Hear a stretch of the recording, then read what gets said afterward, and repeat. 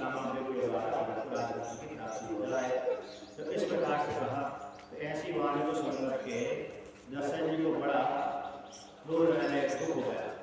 एक वाणी तो ठीक है, भरतपुर राजगद्दी की प्राप्ति हो जाए फिर तो ठीक है, किंतु राम को 14 वर्ष हो जाए, ये कहीं तो प्रयास नहीं कर रहे, मेरे से मजाक तो नहीं कर रहे।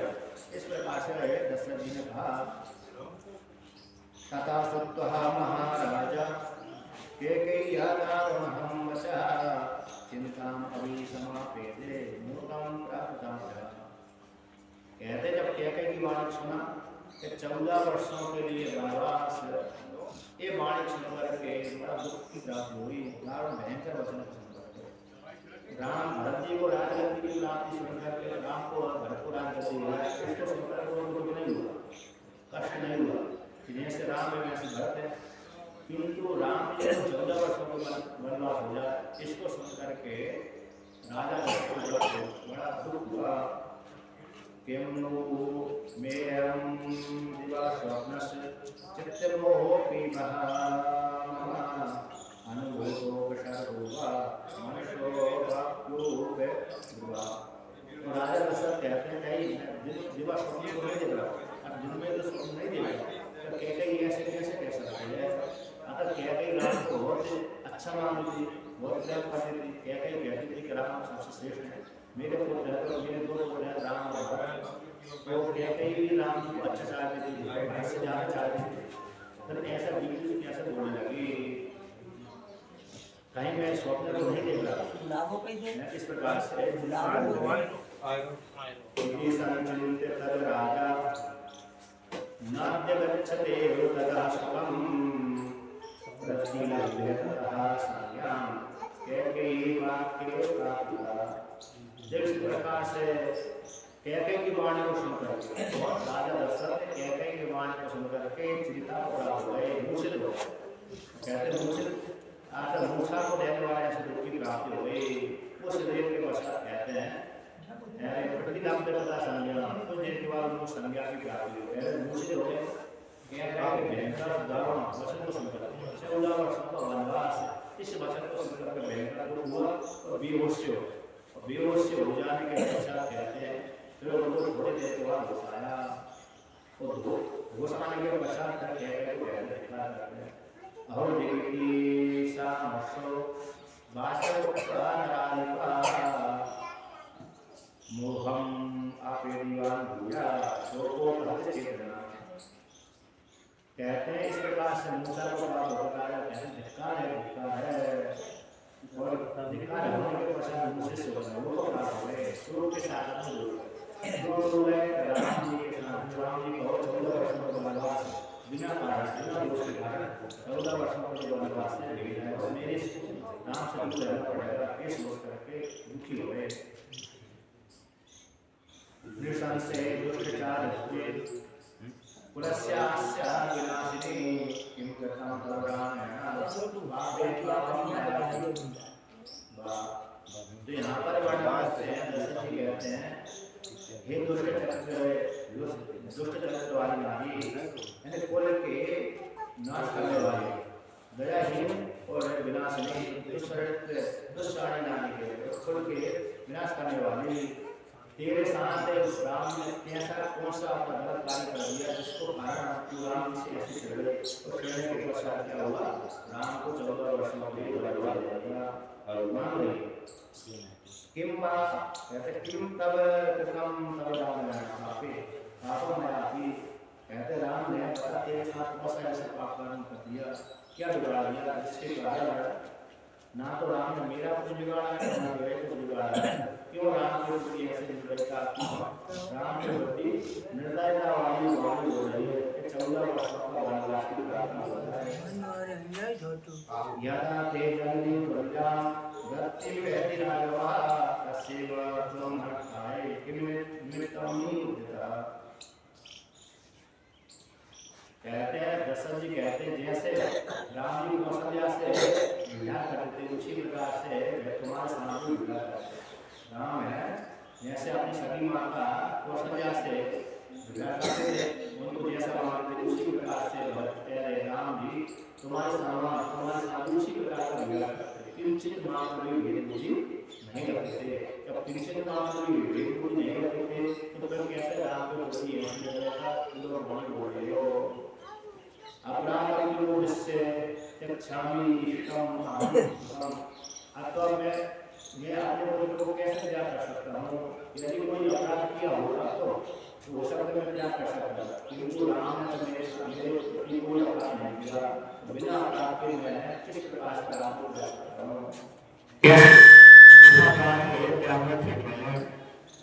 कहते कौसल्याम च सुमित्राम च कलीयम अपि भास्यम जीवितं चात्रो रामं न दुर्योधनोऽपि वत्सला। कहते कौशल्या को छोड़ सकता हूँ, सुमित्रा को छोड़ सकता हूँ, किंतु राम को मैं नहीं छोड़ सकता। पृथ्वी वत्सल पृथ्वी भक्त राम को मैं नहीं छोड़ सकता। अतः अपने प्राणों को त्याग कर सकता हूँ, राम को कहते अपने प्राणों को त्याग कर सकता हूँ, कौशल्या को त्याग कर सकता हूँ, सुमित्रा को त्याग कर सकता हूँ, किंतु राम को नहीं छोड़ सकता। इस प्रकार से जो है दशरथ जी ने कैसे कहा, प्राप्त करते हैं जिसके लोगों बिना सूर्यम सस्यम वासरियम बिना ना तू रामम बिना देहे जिसके तेरे तू मम जीवितम। तो यहाँ पर कहते हैं राजा दशरथ कहते हैं कि सूर्य कहते हैं बिना सूर्य के लोग कह सकता है, बिना जब के ज्ञान चावल आप ले सकते हैं, किंतु राम के बिना मेरी देह नहीं हो सकती, मेरा जीवन नहीं हो सकता। अपि ते चरणं मूर्धं स्पृश्यामि सा प्रसीदते विमग्नं चिन्तितं पापे त्वया फलं दारुणम्। तो यहाँ पर कहते हैं राजा दशरथ कहते हैं कि हे देवी, मैं तुम्हारे चरणों पर दोनों चरणों में अपना मुद्दा रखता हूँ। स्पृश्यामि सा आता मैं तुम्हारे चरण पकड़ता हूँ, पैर पकड़ता हूँ, तुम्हारे चरणों के ऊपर अपनी मुद्दा रखता हूँ तो मेरे ऊपर प्रसन्न हो जाएगा। इसलिए ऐसे पाप कार्य करने में लगी हो, मेरे ऊपर प्रसन्न हो जाए। परम दारुण इस प्रकार से ऐसी कठोर वाणी को क्रूरतापूर्वक वाणी को विचार कर रहे हो, प्रसन्न हो जाए। इस प्रकार से बोल करके राजा दशरथ ने कहते के दोनों चरणों पर अपनी सिर रख दिया, फिर भी कहते मैं प्रसन्न नहीं हुई।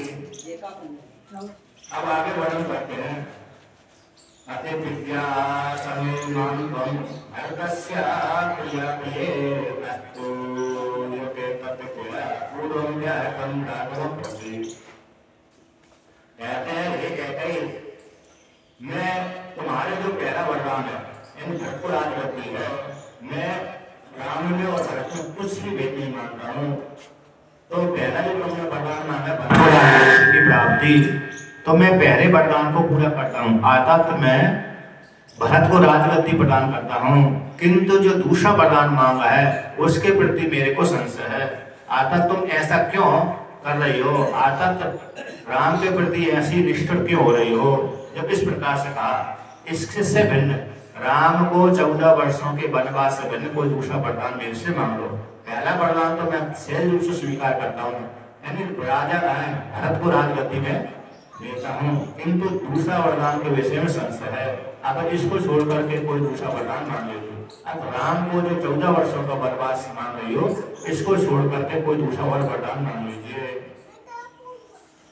अंजलिम कुर्मिहि केकेहि आदौ चापि स्पृशामिते मरणं शरणं भव रामस्य मा धर्मो मामि स्पृशेत्। हे कैकेयी नंदिनी, यहाँ पर कहते हैं कि मैं तुम्हारे दोनों पैरों में हाथ जोड़ता हूँ, प्रणाम करता हूँ। मैं कहते तू राम को शरण दे, अर्थात शरणं भव रामस्य, राम को शरण प्रदान कर, अर्थात इस प्रकार से राम को जंगल में मत भेजो। माँ धर्मो मामी यह सचेत, तुम मुझे पाप करने से बचा लो, क्योंकि राम ने कोई गलत कार्य नहीं किया। राम ने यदि कोई गलत कार्य करते तो मैं जंगल में भेज देता, किंतु कोई अपराध किया नहीं। और जब बिना अपराध के यदि मैं भेजता हूँ तो मेरे को पाप की प्राप्ति होती है। और दूसरी बात है कि मैंने सभासदों के बीच में पहले से ही प्रतिज्ञा कर ली थी, राम को मैं अभिषेक करने वाला हूँ। तो पहली तो प्रतिज्ञा मेरी झूठी हो रही है, पहले के वचन और ये भी वचन दोनों प्रकार से मरने वाला हूँ। यदि इस प्रकार से कहते जो समस्त के बीच में जो प्रतिक्रिया करी थी वह भी मेरी झूठी हो रही है। जब इस प्रकार से कहा, ऐसी वाणी को सुन करके आगे कहते हैं, यदि दत्त्वा वरो राजन पुनः प्रत्यनुतप्यसे धार्मिकत्वं कथं वीरा पृथिव्यां कथिष्यसि। जब कैकेयी ने इस प्रकार सुना, सुनने के पश्चात कहते हैं कि हे राजन, आपने पहले मेरे से 2 वरदान देने की प्रतिज्ञा कर ली है, अर्थात मैं तुम जो मांगोगी वो मैं पूरा करूंगा, और सत्य की शपथ खा ली, और तुम अपने आप को ऐसा ही बोलते हो मैं सत्यवादी हूँ। रघुकुल रीत सदा चली आई, प्राण जाए पर वचन न जाए। ऐसी तुम जो वर्णन करते हो, कहते हो कि मैं सत्य प्रतिज्ञ हूँ, झूठ नहीं बोलता। सत्यम वद धर्मम चरम, श्रुति है कि सत्य बोलना चाहिए, धर्म का आचरण करना चाहिए। मनुस्मृति कहती है सत्यम ब्रूयात प्रियम ब्रूयात, न सत्यम प्रियम ब्रूयात, न अनृतम प्रियम ब्रूयात, न अनृतम प्रियम ब्रूयात, ऐसा धर्म सनातना। ये मनुस्मृति है। सत्य बोलना चाहिए और प्रिय बोलना चाहिए। ऐसा भी सत्य नहीं बोलना चाहिए दूसरे को खराब लगे, और ऐसा भी झूठा नहीं बोलना चाहिए, झूठ है लेकिन दूसरे को अच्छा लगता है। चापलूसी क्या होती है? अरे होती तो झूठी है लेकिन दूसरे को अच्छी लगती है।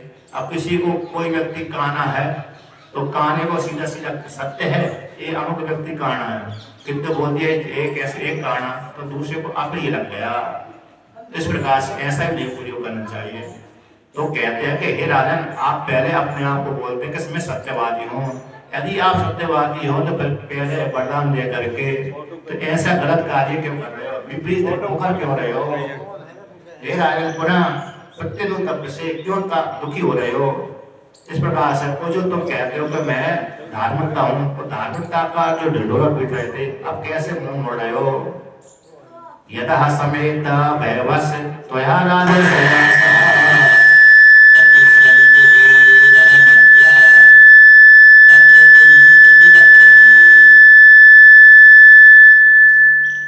यहाँ पर कहते हैं, हे महाराज, हे धर्मज्ञ, कहते हैं जो राजर्षि भयवा तो स राजर्षया, जो एकत्रित होकर आपके साथ मुझे देखें और वरदान के विषय में बातचीत करेंगे, तो कहते हैं किम ते तत्र किम प्रतिवक्षसि, उस समय वहां आप उन्हें क्या उत्तर देंगे?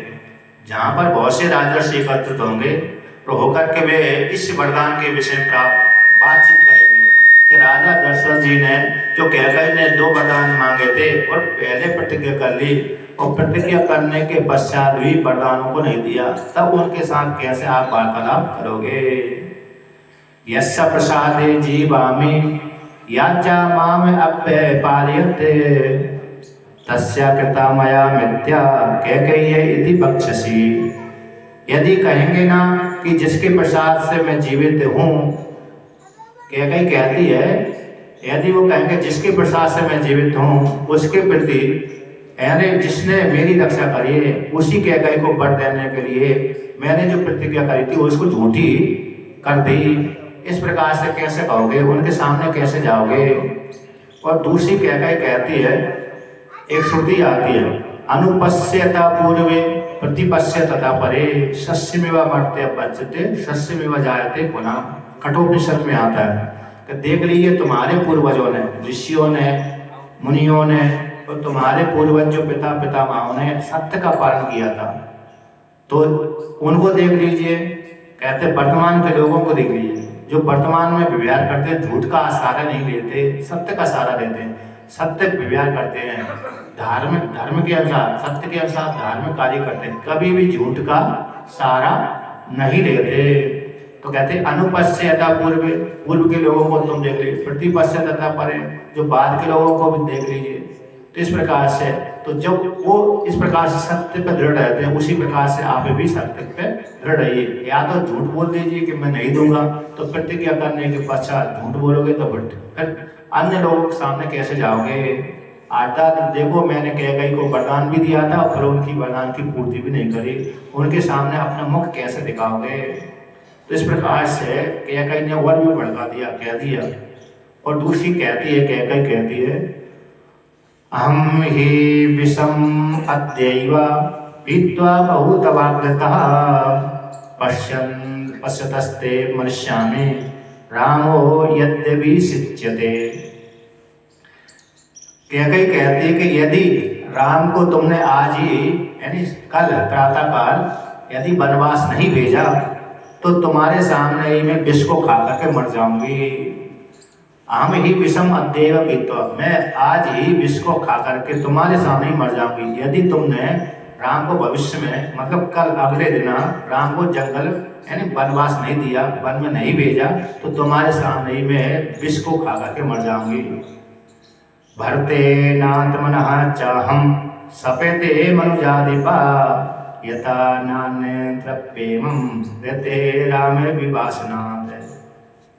कहते हैं और दूसरी कैकेयी माता कैकेयी कहती कि मैं भरत जी की शपथ खा करके कहती हूँ, कहते राम को यदि वनवास नहीं दिया, 14 वर्षों का वनवास यदि नहीं दिया तो फिर मैं कैसे जहर को खा करके मर जाऊंगी।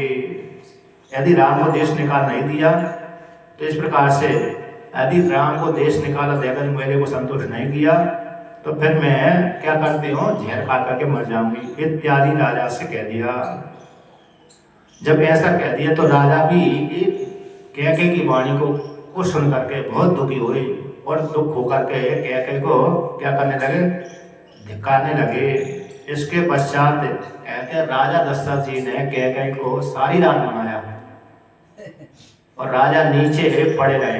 आता कैकेयी भी नीचे रही और राजा भी नीचे जमीन के ऊपर ही बैठे रहे, सारी रात मनाया। और मनाते कभी होश आता था, कभी अरे बेहोश हो जाते थे। राजा दशरथ कभी होश में आ जाते थे, कभी बेहोश हो जाते थे, चिंता को प्राप्त होते रहते थे। फिर मेरे इधर भी उनको पहले सभासदों के सामने बोल दिया, कल मैं पुष्य नक्षत्र में राम जी को क्या दूंगा, अभिषेक करूंगा। और दूसरे दिन इधर कैकेयी ने 2 वरदान मांग ली, इसकी पूर्ति करूं, इधर भी झूठा हो रहा हूँ।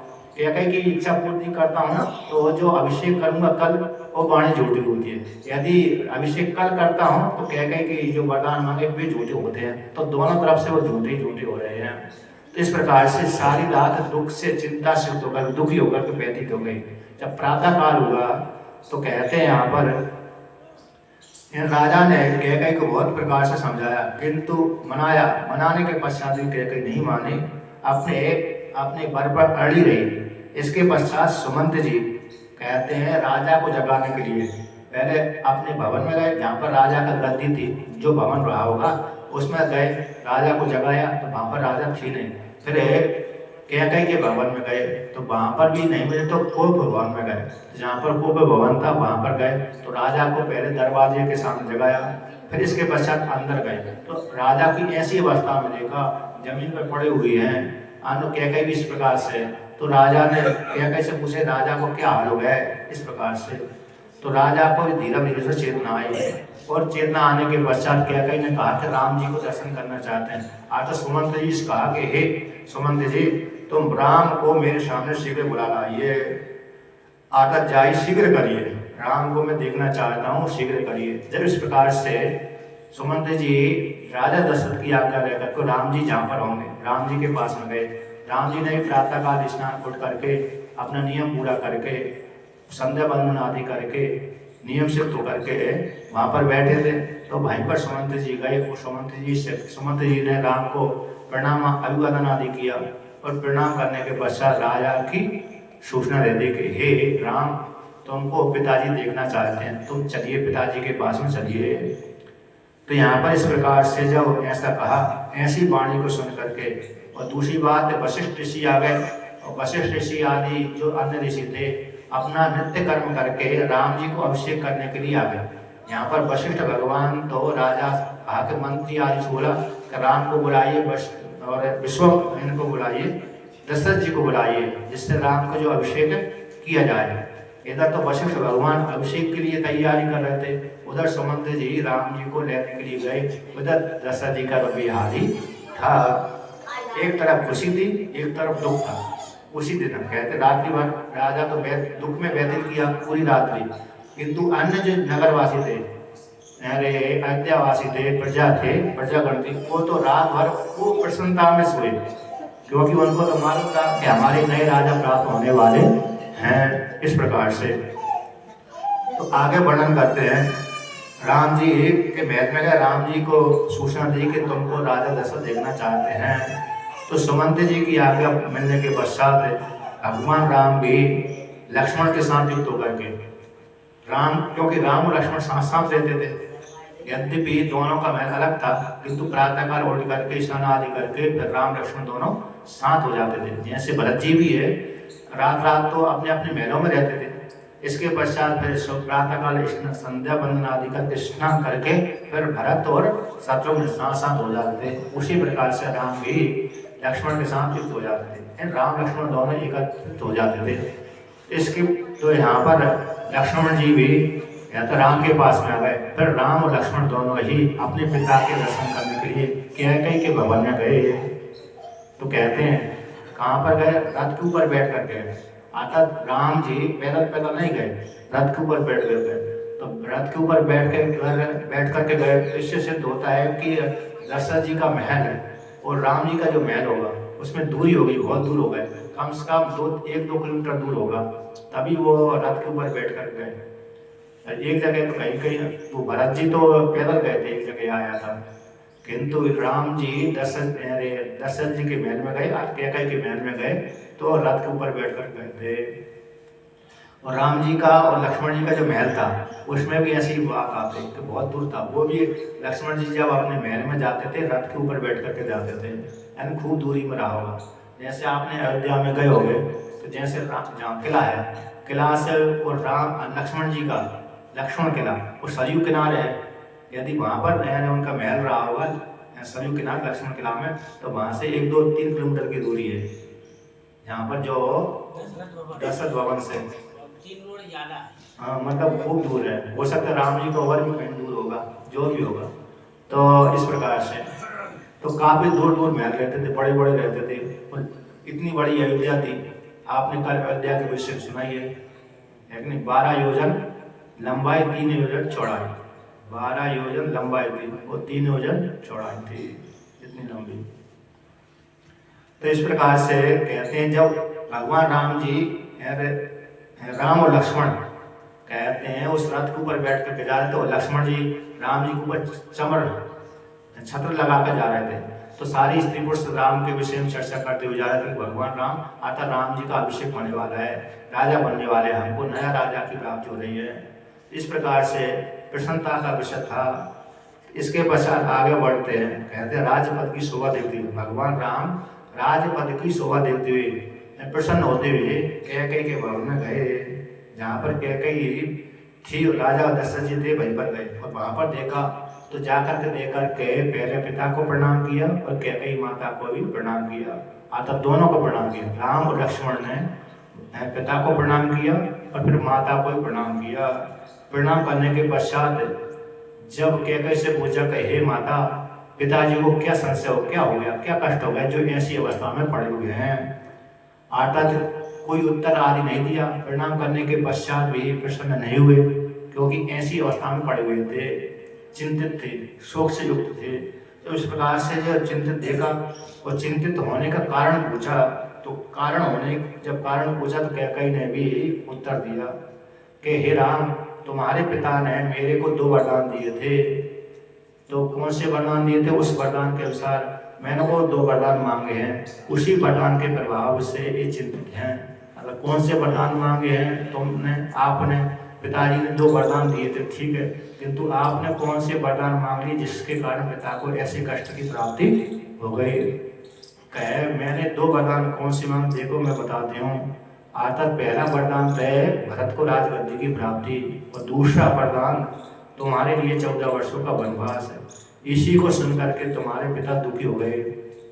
इस प्रकार से अर्थात तुम्हारे पिता तुमको 14 वर्षों का वनवास दिया है, इसलिए तुम तो ऐसी सुन करके ऐसे वरदान को लेकर के दे करके दुखी हो रहे हैं। सा पितुश्चरण हो पूर्वम अविवादे विनीतवते ततो भवन्ते चरणों कैकेय्या सुसमाहिता तदे अपूर्वम नरपति दृष्ट्वा रूपम भयावहम रामो भी भयम आपन्ना पदा स्पृष्टेव पन्नकम। जब इस प्रकार से पहले प्रणाम आदि किया था माता पिता को प्रणाम करने के पश्चात ऐसी अवस्था को देख करके राम जी को भयंकर भय हो गया था। और माता से पूछा क्या कारण है पिता की ऐसी अवस्था को, तो माता ने भी सारा हालचाल बता दिया, वरों को लेकर कह दिया। यम मह्यम वरम दत्त्वा पुरः माम अभिपूज्य च स पश्चात तप्यते राजा यथान्या प्रकृतिस्तथा। तो राज यहाँ पर कैकेयी कहती है कि राजा ने, आपके पिता ने, राजा ने मेरे को पहले वरदान दे करके फिर बाद में सामान्य स्त्री पुरुषों के समान मुँह कर रहे हैं। जब जैसे सामान्य कोई स्त्री पुरुष है वे वाणी बोल करके कह रहे था मैं नहीं दूंगा, ऐसा नहीं करूंगा, यद्यपि पहले प्रतिज्ञा कर लेता है व्यक्ति कि मैं तुमको ये दूंगा। जैसे आपने कभी अनुभव किया होगा, किसी व्यक्ति के पास में गए और आप उस व्यक्ति ने बोल दिया हाँ आप आ जाओ मैं तुमको इतना धन दे दूंगा। पहले बोल दिया उसने कि किसी ने कहा कि मेरे को इतने धन की जरूरत है, 1000 रुपये की, 10,000 रुपये की जरूरत है, उसने भी स्वीकार कर लिया कि मैं तुमको 10,000 रुपये दे दूंगा। तो जब लेने के लिए गया तो बहाना बना दिया मेरे पास में है ही नहीं है, झूठ बोल देता है, या तो झूठ बोल देता है या तो बहाना बना देता है करें पैसा है उसके पास में, तो उसको संशय हो जाता है कहीं लौट आएगा क्या, नहीं लौट आएगा, तो झूठ बोल देता है कि मेरे पास में नहीं है। तो जैसे सामान्य व्यक्ति वरदान देने के बाद मुकर जाता है, उसी प्रकार से तुम्हारे पिता भी वरदान देने के पश्चात सामान्य पुरुषों के समान हो रहे हैं, इस प्रकार से पश्चाताप कर रहे हैं। तो कौन सा इन्होंने पिताजी ने वरदान दिया है और जो पश्चाताप कर रहे हैं, तो माता कहती है अतिशजामि ददानीति वरम मम विशाम्यति सानर्थम गतजले सेतुम बंदितुम इच्छति। कहते हैं तुम्हारे ये प्रजानाथ पहले तो मैं दूंगा ऐसा वरदान की प्रतिज्ञा करके, अब यहाँ पर उसमें दृढ़ नहीं हो रहा है। आता थे राम जी से कहती है कैकेयी माता कि पहले तो ये तुम पिताजी ने, तुम्हारे पिता ने ऐसा बोल दिया कि मैं दूंगा, देने के पश्चात फिर मुकर से रहे हैं। कहते हैं अब यहाँ पर उदाहरण देती है, कहते हैं वरदान देने के जैसे वर्षा आ गई, वर्षा आने से, वर्षा का जो आया है इससे पहले बांध दिया जाए तब तो पानी की उपयोगिता है, तब तो बांधने की उपयोगिता है। वर्षा आने से पहले ही यदि बांध दिया तब तो बांध की उपयोगिता है, किंतु वर्षा निकल चुकी है, पानी भी निकल चुका है, जल भी निकल चुका है और बाद में बांधते हैं तो फिर बांध की कोई उपयोगिता नहीं है। उसी प्रकार से जो समय आने पर वरदान नहीं दिया बाद में देंगे तो उस वरदानों की कोई भी उपयोगिता नहीं रहेगी। तो कौन से वरदान दिए हैं, मांगे हैं आपने, तो उसको बताइए मैं पूरा करूँगा। कहते हैं मैंने भरत को राजगद्दी और तुम्हारे लिए 14 वर्षों का वनवास। जब ऐसी सुना, ऐसी वाणी सुन करके राम जी कहते हैं ठीक है हे माता आप शंका ना करें, मैं पिताजी के वरदान को पूरा करूंगा। अर्थात जो आपने मेरे लिए 14 वर्षों का वनवास मांगा है, माता पिता की यदि आज्ञा है तो मैं उसको पूरा करूंगा, अर्थात मैं 14 वर्षों के लिए वनवास जाऊंगा। तब वे याचितो राजः भरतस्यापि शेषनम गमनम दंडकारण्ये तब चादेव राघव। कहते हैं मैंने भरत का अभिषेक मांगा है और दंड कारण के लिए तुम्हारे लिए मांगा है, 14 वर्षों के लिए वनवास मांगा है। सन्निदेशे प्रतिष्ठा यथा न प्रतिश्रुतम त्वयारण्यम प्रवेष्टव्यम नववर्षाणि पंचचा। कहते देखो जो तुम पिता की आज्ञा के अधीन रहो, अतः पिता की आज्ञा का पालन करो। जो इन्होंने प्रतिज्ञा करी है कि मैं दूंगा, उसी प्रकार से तुम पिता की आज्ञा पालन करते हो, इसलिए तुमको 14 वर्षों के लिए वनवास जाना चाहिए। यदि राम जी नहीं चाहते तो फिर भी झूठा हो जाता।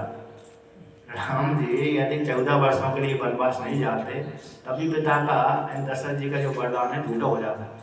कभी कभी नहीं जाते, कोई पिता कह देता पुत्र से, कह देता तुम ये कार्य कर दो, किंतु पुत्र नहीं करता है, फिर वो पिता की आज्ञा झूठी हो जाती है।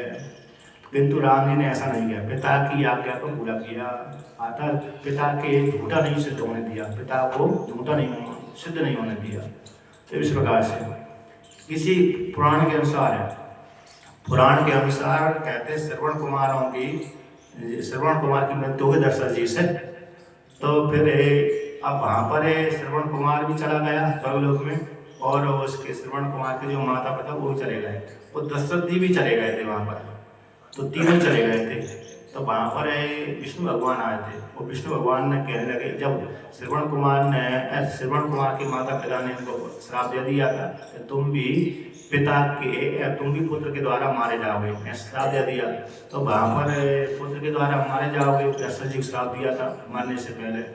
तो भगवान विष्णु ने जब स्वर्गलोक में पहुंचे थे, तो विष्णु भगवान ने कहा कि मैं मेरे दशरथ जी का पुत्र बन करके इन श्रवण कुमार के माता पिता हैं उनकी प्रतिज्ञा को पूरा करूंगा, वरदान को सिद्ध करूंगा। तो एक पुराण के अनुसार ऐसी वर्णन घटना घटती है, आता मैं पूरा करूंगा, मैं ही इनका पुत्र बनूंगा और मेरे कारण इनकी मृत्यु भी होगी और मैं इन पिता की आज्ञा लेकर जंगल आदि में जाऊंगा। ये निमित्त बनाया था किसी पुराण की घटना को लेकर के है। जब इस प्रकार से यहाँ पर तो उन्होंने 14 वर्षों का वनवास कैकेयी ने सुना दिया और भरत जी को राजगद्दी, तो ऐसी सुनकर के राम जी को प्रसन्नता, दुख नहीं हुआ, कष्ट नहीं हुआ।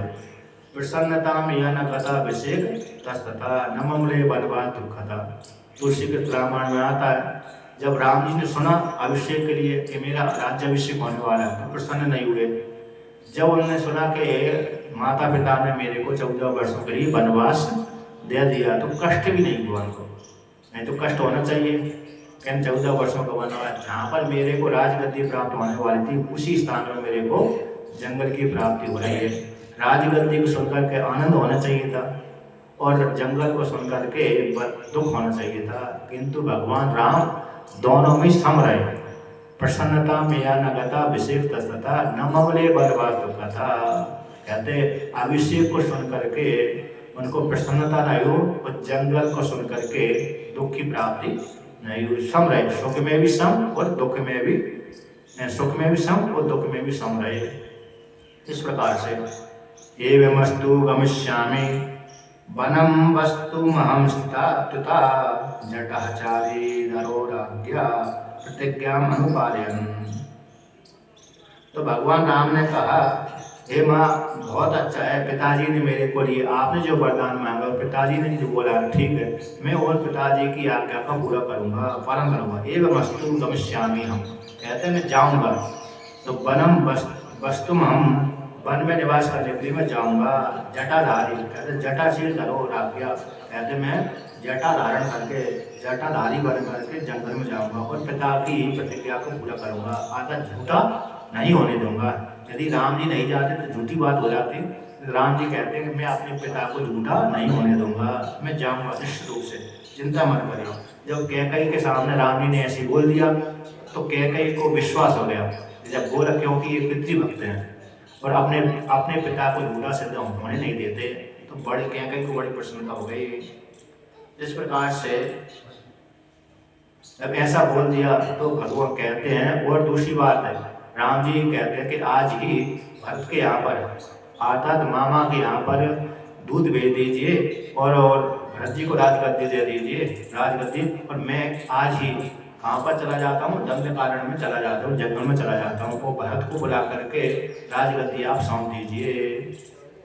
कहते हैं यहाँ पर गच्छन्तु चैव नयितुं दूता शीघ्रे जवेरहि भरतं मातुलकुलाद्य अद्यपि निप्रशासनान्। पिताजी की आज्ञा को लेकर के आज ही दूत जाए, शीघ्रगामी घोड़ों पे बैठ करके आज ही दूत जाए और भरत को बुला करके लेके आए। मामा के यहाँ से भरत को बुला करके लेके आए और ला करके उनको राजगद्दी प्रदान करें।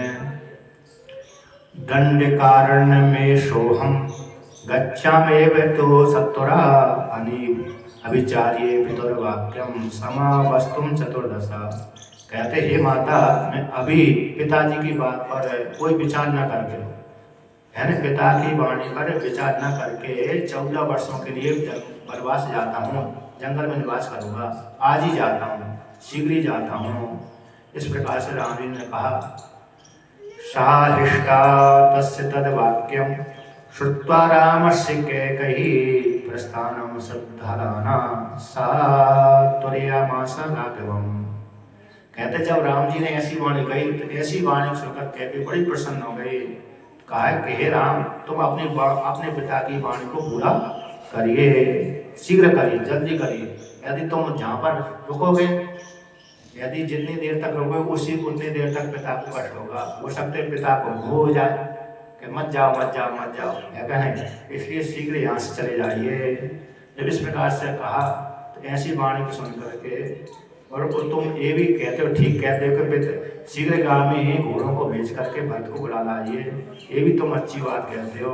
इस प्रकार से यानी भरत को बुलाने के लिए दूध भेज दीजिए और तुम शीघ्र ही क्या करिए, दंडकारण्य में चले जाइए।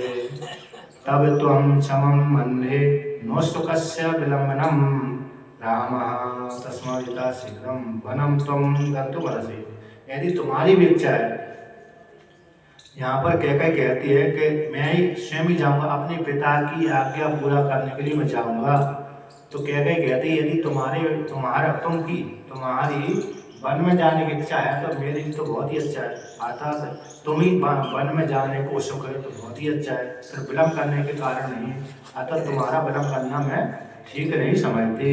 जब तुम्हारी इच्छा है कि मैं वन में जाऊँगा, पिता की आज्ञा पालन करूँगा, इसलिए आप शीघ्र करिए, आधा देरी मत करिए, इसलिए जंगल में चले जाना चाहिए।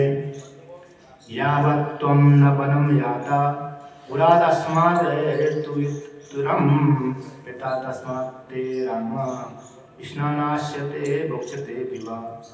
कैकेयी कहती है कि हे राम, जब तक तुम वन को नहीं जाओगे, जंगल नहीं जाओगे, तब तक तुम्हारे पिता ना स्नान करेंगे ना भोजन करेंगे, इसलिए तुम यहाँ से शीघ्र ही वनवास को चले जाइए। तो जब इस प्रकार से ऐसा कहा कैकेयी ने राम से कहा, तो राम की कैकेयी की वाणी को सुनकर के राजा दशरथ है कहते हैं धिक्कार है, तुमको धिक्कार है, मतलब कैकेयी को कहते धिक्कार है। इस प्रकार से कठोर वाणी बोल करके मोशिष्य हो गए। न है तो धर्म शरणम किंचित अस्ति मातरम यथा पितरि श्रूषा तस्य वा वचन क्रिया। यहाँ पर वर्णन करते हैं, राम जी कहते हैं ना ही या तो धर्म शरणम किंचित अस्ति मातरम, इससे बढ़कर के और कोई दूसरा महान धर्म नहीं है जो पिता की आज्ञा का पालन करने से और कोई महान धर्म नहीं है। कहते हैं यहाँ पर पुराणों में आता है कि जो माता पिता की सेवा करता है उससे भगवान विष्णु प्रसन्न हो जाते हैं। यानी एक वैश्य था, दुकानदार था, कहते माता पिता की खूब सेवा करता था, तो सेवा से ही उसके ऐसा अंतःकरण शुद्ध हो गया, उसको दूसरे की मन की वाणी जान लेता था, इसके मन में क्या चल रहा है, इसने क्या कर्म किया है, क्या कर्म करके ये आ रहा है, ये अपने आप ही यहीं पर बैठे बैठे दिख जाता था। किसके प्रभाव से? माता पिता की सेवा से। एक जगह आता है काशी की घटना है, काशी पुराण में आता है, एक व्यापारी था, व्यापार करता था, दुकान चलाता था, किंतु जो बच्चा जाए तब भी उतना ही सामान देता था, और वृद्ध जाए भी तब भी जितना सामान, जैसे मूल में थकता नहीं था, जब बच्चा जाएगा तो कम तोड़ कर दे देगा, और वृद्ध जानकार जाएगा तो बराबर तोड़ेगा। कर देते ना कभी कभी कोई दुकानदार कर देते हैं कि बच्चा गया तो कम तोड़ दिया, मतलब कम जो जानकारी नहीं है, जिसको जानकारी नहीं उसके सामने कम तोड़ दिया, तो जानकार उसके सामने ठीक तोड़ा। तो ऐसा नहीं करता था, चाहे बच्चा जाए, चाहे वृद्ध जाए, चाहे बूढ़ा जाए, चाहे स्त्री जाए, चाहे पुरुष जाए, सबको समान रूप से तोड़ता था। जितनी सामग्री, जितने भाव में उतनी सामग्री कम नहीं तोड़ता था, बराबर ही तोड़ता था। और दूसरी प्रकार से माता पिता की सेवा करता था वो, तो सेवा के प्रभाव से धर्म का पालन करने से उसका अंतःकरण शुद्ध हो गया और दूरदृष्टि उसको प्राप्त हो गई। तो माता पिता के द्वारा उसको दूरदृष्टि सिद्ध प्राप्त हो गई थी।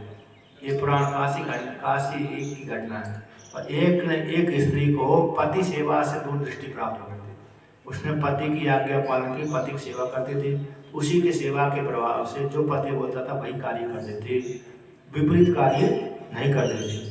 तो उस स्त्री को भी दूरदृष्टि की प्राप्ति हो गई।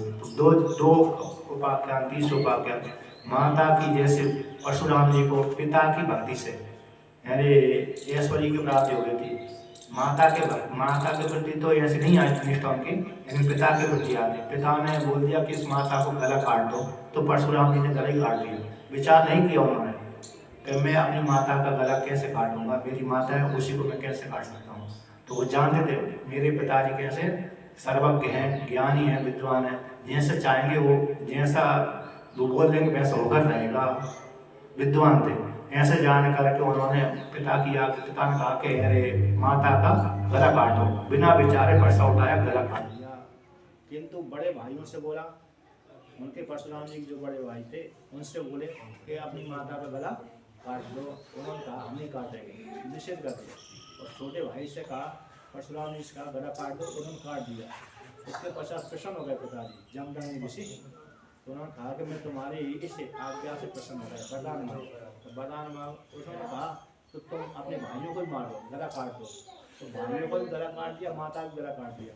इसके पश्चात प्रसन्न हो जाने के पश्चात कहा मैं तुम्हारे ऊपर प्रसन्न हो गए, वरदान मांगो। उन्होंने वरदान मांगा, हे पिताजी मेरी माता जिंदा हो जाए, भाई भी जिंदा हो जाए, किंतु मैंने मारा ये स्मृति उनके लिए याद रहे। यदि स्मृति बने रहेगी तो फिर बात मेरे से झगड़ा करेंगे। देखें तो मैंने मारा था, माता को मारा था, भाइयों को मारा था, ये स्मृति नष्ट हो जाए और पूर्व के समान जीवित हो जाए। पूर्व के समान जीवित भी हो गए थे। पिता के वरदान के प्रभाव से भाई भी जीवित हो गए, माता भी जीवित हो गए। इस प्रकार से यहाँ पर वर्णन किया। राम जी कहते हैं पिता से जो इस प्रकार से पिता की आज्ञा पालन करता है, इससे बढ़कर कोई धार्मिक कारण श्रेष्ठ नहीं है। यथा पिता सस्यवा वचन क्रिया, जो पिता इस संसार में दूसरा कोई धर्म आचरण श्रेष्ठ नहीं है, जो पिता की आज्ञा के पालन से भिन्न। इन पिता की सेवा अथवा उनकी आज्ञा का पालन करना जैसे महत्वपूर्ण धर्म है, उससे बढ़कर कोई दूसरा धर्म आचरण धर्म आचरण नहीं है। इन पुत्र के लिए जैसे पिता की आज्ञा पालन करना श्रेष्ठ धर्म है, ऐसा उसके लिए दूसरा कोई नहीं है। इस प्रकार से तो मैं पिता की आज्ञा पालन करके, माता की आज्ञा पालन करके, विशेष रूप से तो वहाँ पर पिता की आज्ञा पालन करके जंगल में जाऊंगा और 14 वर्षों तक वनवास में रहूंगा।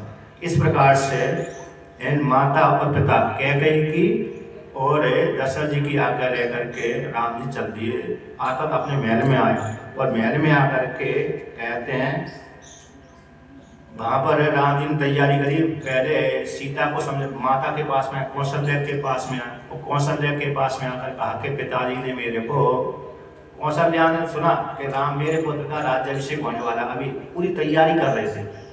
एंड जो अन्य कार्य बचे थे कल के वाले आज वाले वो करने जा रहे थे, किंतु माता के पास में जाकर प्रणाम करके बोले हे माता जी, माता पिताजी ने मेरे को, माता और पिता ने, कई माता ने और पिताजी ने मेरे को 14 वर्षों का वनवास और भरत को राजगद्दी प्रदान की है।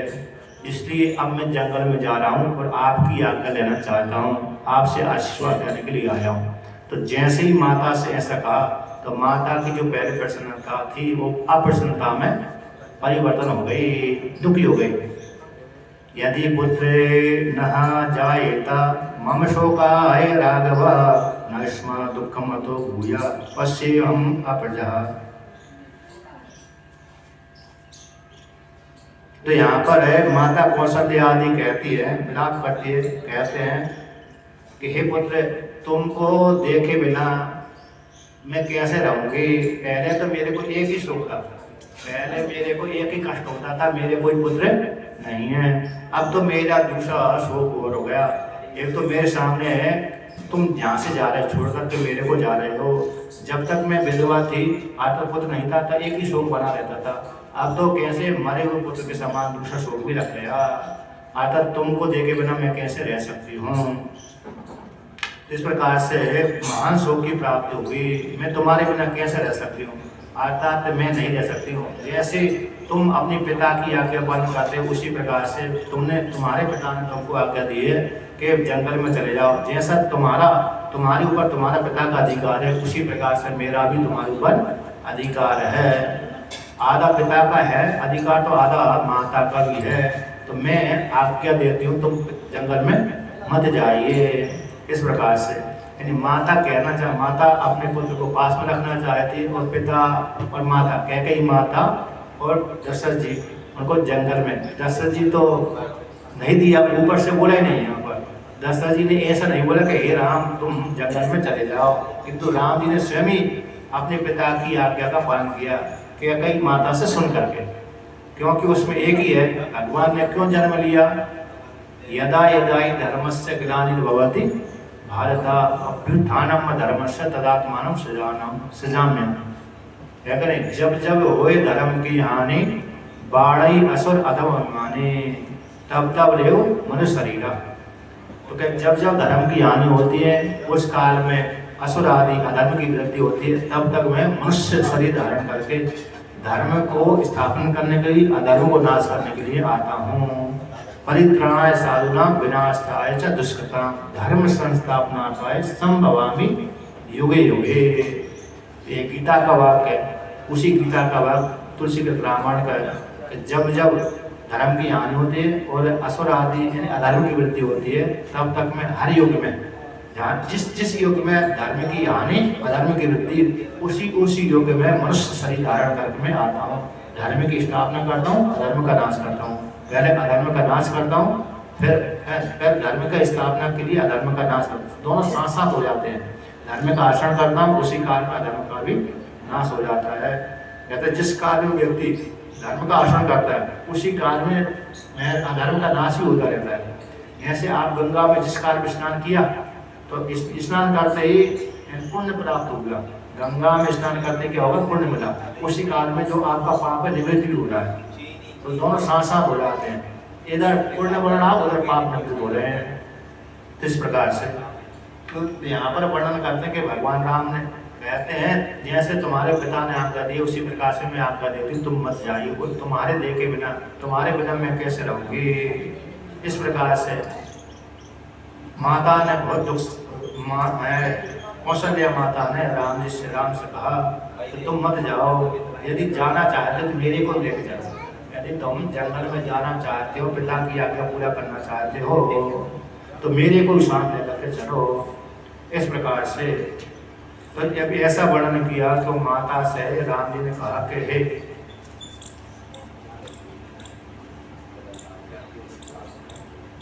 तो यहाँ पर कहते हैं माता को समझाया कि पति की सेवा करना ही स्त्रियों का धर्म है, पत्नी का धर्म है, इसलिए मैं तुमको साथ कैसे ले जाऊँ। पिता ने मात्र मेरे के लिए भी आज्ञा प्रदान करी, मैं ही जंगल में जाऊंगा।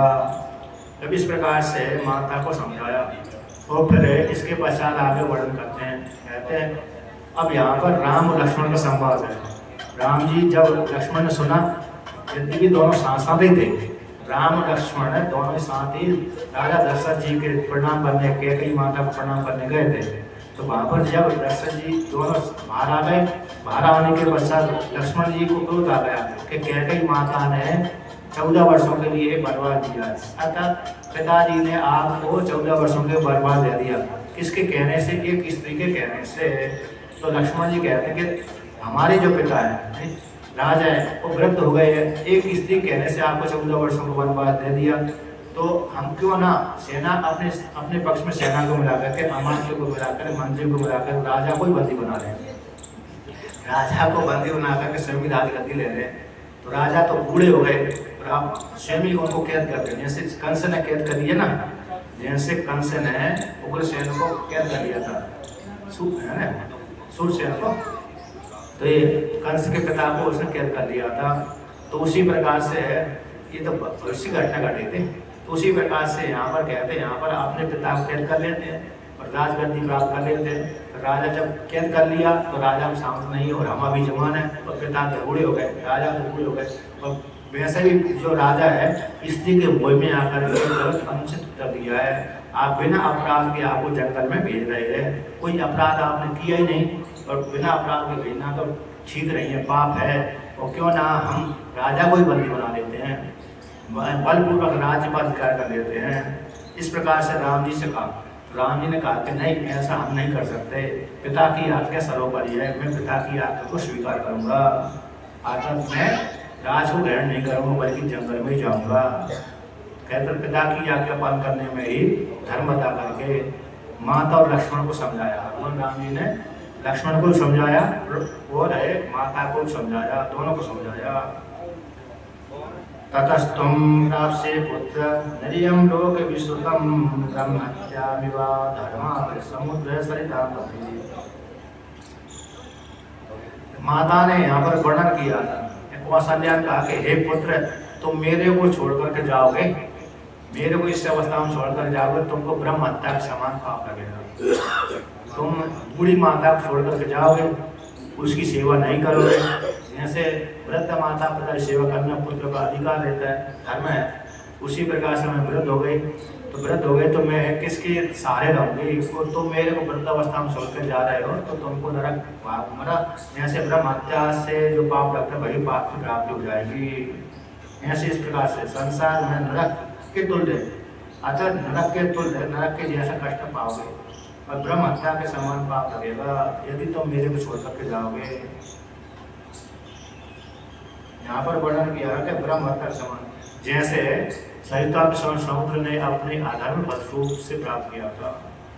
किसी कल्प विशेष में समुद्र ने भी ऐसा कष्टमय पाप का फल प्राप्त किया था। इसलिए वृद्ध माता पिता आदि को यहाँ पर माता को समझाया, माता ने बहुत प्रलोभन दिया, धर्म सिखाया, किंतु राम जी नहीं माने। और लक्ष्मण जी ने तो दशरथ जी कैद करने के लिए मारने की प्रेरणा दी। लक्ष्मण जी ने क्रोध से उठ गए और भगवान राम के प्रति अनुरक्त थे, किंतु यहाँ पर कहते हैं कि मार डाल, पकड़ लेते, बदी बना लेते, मार लेते हैं इत्यादि प्रयोग कर दिया। किंतु लक्ष्मण जी की ऐसी वाणी सुनकर राम जी ने कहा है हम ऐसा गलत कार्य नहीं कर सकते और हम पिता की आज्ञा के विरुद्ध जा भी नहीं सकते। पिता ही माता है, पिता ही गुरु है, पिता ही कैसे माता है, पिता ही पिता है, पिता के कारण ही हम इस पृथ्वी लोक में आए हैं। पुत्र के लिए पुत्र के 4 लक्षण आते हैं। उत्तमम चिंतितम कुर्यात् प्रोक्त कारितो मध्यमा, और कनिष्ठो अकर्ता, कनिष्ठो अप्रोक्त अकर्ता, और कहते हैं उत्तमम चिंतितम कुर्यात् प्रोक्त कारितो मध्यमा, और तृतीयम कनिष्ठा तो अप्रोक्तकारी, चतुर्थे ऐसा वर्णन आता है। पहला तो है उत्तम पुत्र तो वो कहलाता है जो पिता के चिंतन करने से पहले, पिता का एक कार्य उससे पहले ही कर दे, अथवा पिता के चिंतन करते ही वो कार्य कर दे, उत्तम पुत्र कहलाता है। मध्यम पुत्र वो कहलाता है, कहते हैं अरे पिता ने बोली ये कार्य कर दो तो वो कार्य कर दे, मध्यम पुत्र कहलाता है। और कनिष्ठ पुत्र वो कहलाता है कि पिता ने तो कह दिया ये कार्य करो, किंतु पुत्र ने हाँ कर दूंगा, तो आज बोला है पिता ने, कल करेगा अथवा देर में करेगा, है कि नहीं, भविष्य में करेगा, देर में करेगा, बिना श्रद्धा करेगा, तो कनिष्ठ कहलाता है। और 14 नंबर का पुत्र है कि पिता के कहने के पश्चात भी नहीं करता, उसको निकृष्ट बोला है। बहुनामे भी प्रथमो बहुनामे मध्यमा किम स्वेद एवस्य कर्तव्यम येन मयाते करिष्यति, ये कठोपनिषद का वाक्य है। नचिकेता पिता ने कह दिया, मैंने तुमको क्या कर दिया, यमराज को दे दिया। जब ऐसी वाणी सुनी नचिकेता ने तो कहता कि मैं बहुत से पुत्र और शिष्यों के मध्य में श्रेष्ठ आता हूँ, अपने पिता की आज्ञा पालन करता हूँ, पिता की आज्ञा देने से पहले कार्य कर देता हूँ, और बहुत से पुत्र और शिष्यों के मध्य में मध्यम आता हूँ, पिता के कहने के बाद में कार्य करता हूँ, किंतु निकृष्ट कोटि का तो मैं आता ही नहीं हूँ। फिर पिताजी ने मेरे लिए यमराज को मैं दे दिया, ऐसा कैसे बोल दिया, क्रोध पूर्वक बोल दिया इस प्रकार से। तो पिता के कहते हैं मैं ऐसे पिता के विपरीत से नहीं जाना चाहता, आता पिता की आज्ञा पालन करना परम कर्तव्य है, उन्हीं की आज्ञा पालन करके मैं जंगल में जाऊंगा। इस प्रकार से लक्ष्मण जी को अरे ये समझाया और माता को समझाया मेरे को जाने की आज्ञा दे दीजिए। इस प्रकार से अब आगे वर्णन करते हैं।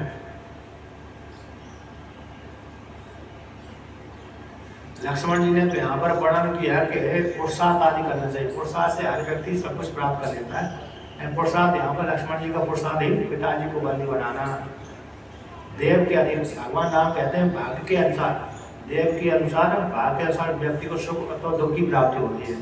तो लक्ष्मण जी कहते हैं देव में कुछ नहीं है, पुरुषार्थ ही श्रेष्ठ है, पुरुषार्थ से व्यक्ति प्राप्त कर लेता है। देव को तो पुरुषार्थ है, प्रारब्ध भोग को तो बदल देता है।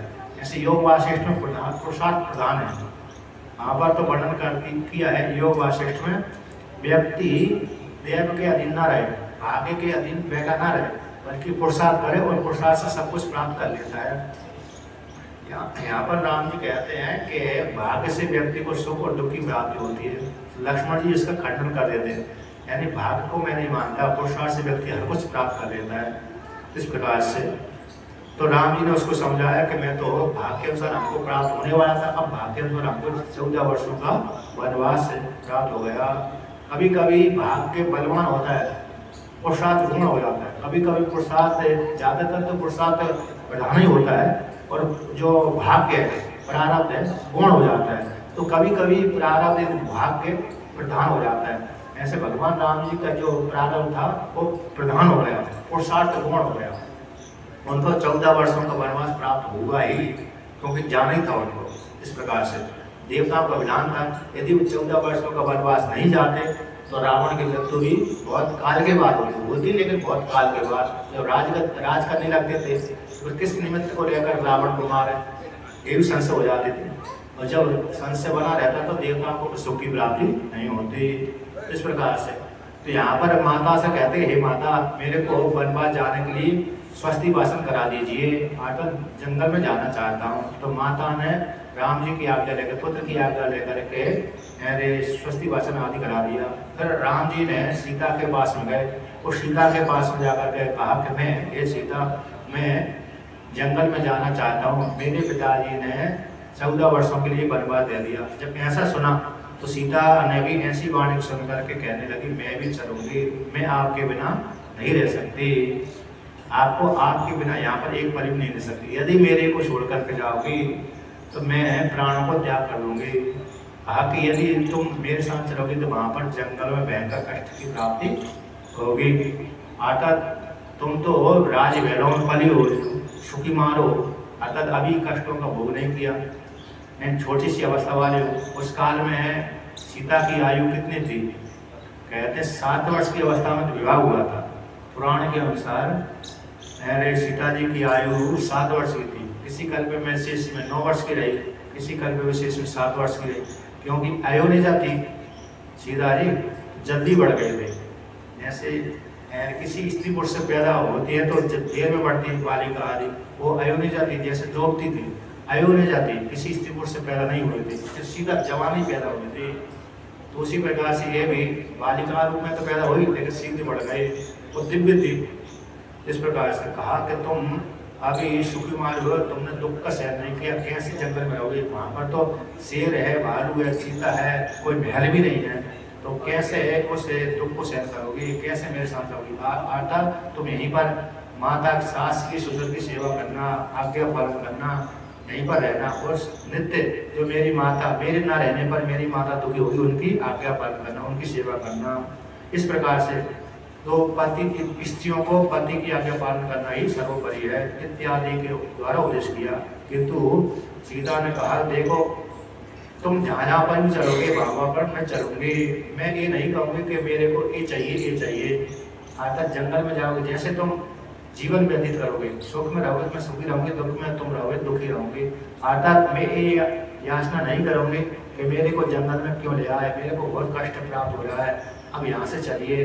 यदि तुम मेरे भूमि पर शयन करोगे तो मैं भी भूमि पर शयन करूंगी। अर्थात मैं गद्दों की रजाई की इच्छा नहीं करूंगी। और जो मखमल के गद्दे आदि होते हैं, रेशमी आदि वस्त्र होते हैं, उनकी भी मैं इच्छा नहीं करूंगी। मैं 56 प्रकार के भोजनों को भी नहीं मांगूंगी। जैसे प्रारब्ध अनुसार जो जंगल मिल जाएंगे उन्हीं का मैं सेवन करूंगी। कभी भी मैं तुम्हारे ऊपर बहुत भार नहीं बनूंगी कि मेरे को लिए ये चाहिए इत्यादि प्रार्थना नहीं करूंगी। अर्थात मेरे को छोड़ करके मत जाइए, अर्थात ले चलिए, मैं भी आपके साथ चलूंगी। इस प्रकार से जब सीता ने कहा तो राम जी ने और भी समझाया, बहुत बार समझाया कि वहाँ के कष्टों में राक्षस रहते हैं। ठीक है, जानवर आदि तो ठीक है, किंतु राक्षस रहते हैं, उनके साथ में तुम्हारी रक्षा कैसे होगी?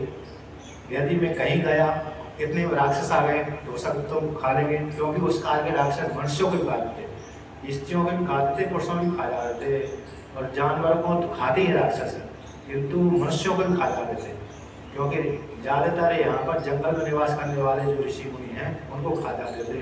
तो यहाँ पर वर्णन करते हैं, कहते हैं वो राक्षसों से कैसे मैं रक्षा करूँगा। अर्थात दूसरी बात है, कहीं तुमको मैं कहीं गया, स्नान करने गया, उसी काल में राक्षस आ गया, फिर क्या हालत होगी? इसलिए और दूसरी बात है, कभी ठंडी, कभी गर्मी, कभी बरसात, कैसे जीवन यापन होगा? इसलिए तुम यहीं पर रहो। किंतु सीता जी ने बोला, राम जी बहुत समझाया, बहुत ही दुख बताए कि जंगल में तुमको अभ्यास नहीं है तो कैसे सहन करोगे, ऋषि मुनि के समान जीवन व्यतीत करना है, ब्रह्मचर्य पूर्वक व्यतीत करना है, इस प्रकार से सहन करना, पृथ्वी पर रहना, सहन करना, पलंग आदि के अभाव, भोजन आदि के अभाव इत्यादि किस प्रकार से योग को सहन करोगे। तो जब इस प्रकार से सीता से न चलने के लिए कहा, किंतु सीता ने नहीं माना और राम जी के साथ चलने की इच्छा करी और कहा कि मैं तुम्हारे बिना नहीं रह सकती।